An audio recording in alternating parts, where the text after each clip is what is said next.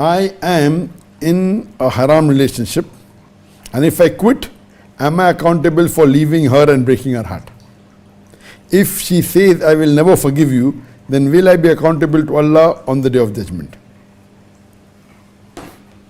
This is a Muslim boy who says that he is in a haram relationship with a girl, and if he leaves her, will he be accountable? She says that she will not forgive him, so will Allah hold him accountable on the Day of Judgment? Number one, if you are in a haram relationship, if you are having a relationship with a non-mahram who is not married to you, whether Muslim or non-Muslim, it is haram. First thing you have to do is stop it. You have to stop it, because having, whether meeting or intermingling or having physical relationship with a non-mahram is prohibited. You have to stop it. You said, you're asking that she says she will not forgive you. Both of you have committed a major sin, have committed zina. Where is the question of she forgiving you? The only one who can forgive is Allah subhanahu wa ta'ala.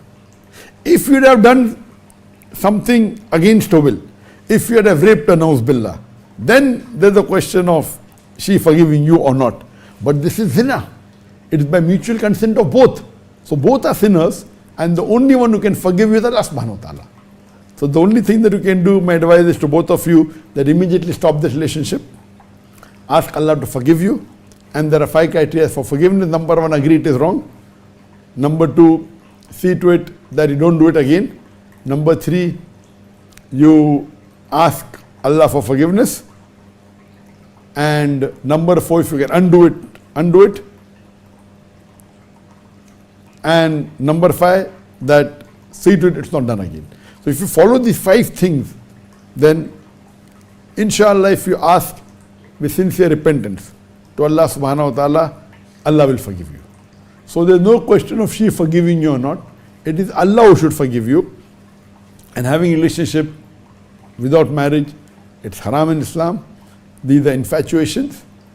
My best advice to you would be, see to it that you get a good pious life partner who is religious, who is for deen, so that it will benefit you in this world and the akhirah.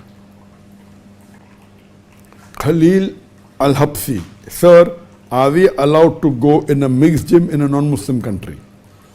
As far as going to a gym which is both male and female together, is it permitted in a non-Muslim country? The best is, if you go to a gym which is exclusively for male or exclusively for female. So female should go in a gym which is exclusively for female, and male should go in a gym exclusively for male. If you are a non-Muslim country and you cannot find any gym which is exclusively for the male, and if you feel that there are some gym in which you will not break any rules of the Sharia, that okay, there may be a mixed gym, but you can surely go to a corner and you find that there is no music there and there is no ladies there, because some of the gyms, though they are mixed, where it is possible that you can be away from all the haram activities. So if such a gym where there is no music and where you can take a corner in which there are no ladies, and not that you're looking at them, and they may be in some other part of the gym, then as a last resort it is fine. But if it is going to break your hijab, where there is intermingling, it's not permitted.